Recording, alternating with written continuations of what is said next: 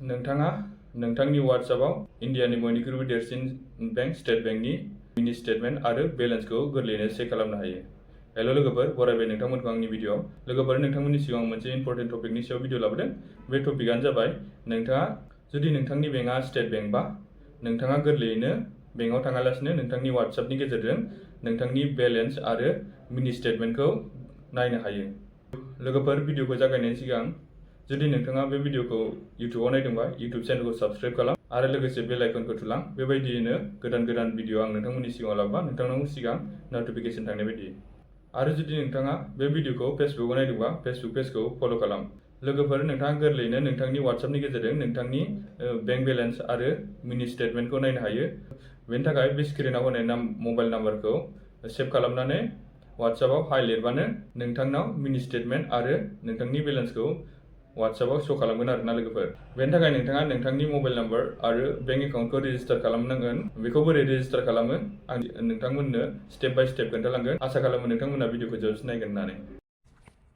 बेनि थाखाय फार्स्टआव नैबे नाम्बारखौ सेभ खालामग्रोनानै ला आरो सेभ खालामखांनायनि उनाव WhatsAppआव थां। WhatsAppआव थांनानै बै नाम्बार नों जाय नाम्बारखौ सेभ खालामदों बे नाम्बाराव थां। बेयाव थांनानै हाय लिरनानै मेसेज हर। होमबा बेबायदि फैगोन। जुदि नोंनाव स्टेट बेंकनि एकाउन्ट दंखायोबा होमबा येसआव होबानो जाबाय।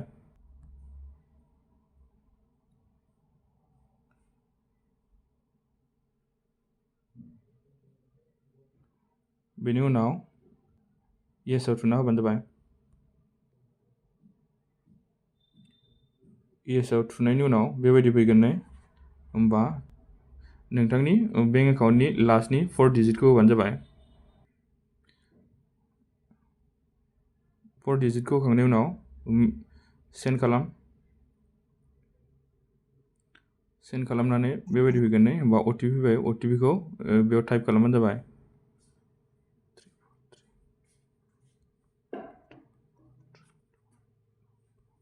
OTPखौ सेन्ड खालाम।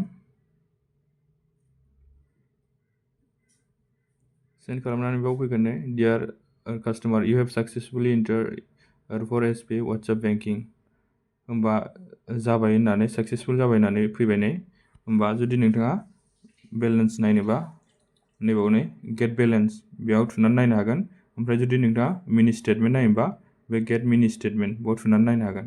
आरो लोगोसे गोबां सार्भिसफोर दंफायो। खाथियाव जुदि SBI स्टेट बेंकनि ATMफोर दंबा बेफोरखौबो नायनो हागोन नोंथाङा।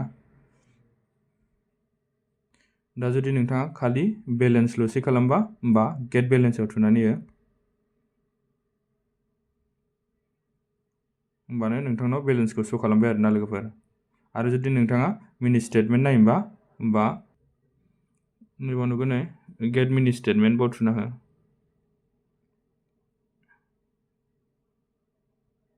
होमबानो नोंथाङा सोरनो बेसेबां ट्रेन्सफार खालामदों मिनि स्टेटमेंट फैगोन आरोना। आरो खय थारिखआव सेन्ड खालामदोंमोन, सोर फैसा हरदों, सोरनो फैसा हरदों गासिबो नुजोबगोन। जुदि नोंथाङा खेबसे रेजिस्टार खालामखांबा होमबा नोंथाङा बार रेजिस्टार खालामनांगौ दरकार जानाय नङा। होमबा जुदि नोंथाङा मालाबाफोर नायनो गोसोबा होमबा बे WhatsApp प्रफाइलाव थांनानै हाय लिरबानो नोंथाङा गोसोबायदि मिनि स्टेटमेंट बेलेन्स बेफोरखौ चेक खालामनो हागोन आरोना लोगोफोर। दा बेनोमोन लोगोफोर दिनैनि भिडिअआ। नोंथांमोना गोरलैयैनो बेबायदियै WhatsAppनि गेजेरजों नोंथांनि बेंक एकाउन्टनि बेलेन्सखौ आरो मिनि स्टेटमेन्टखौ नायनो हागोन। जुदि नोंथांमोना भिडिअखौ नायनानै मोजां मोनदोंबा मोनसे लाइक आरो मोनसे कमेन्ट खालामनो गालां।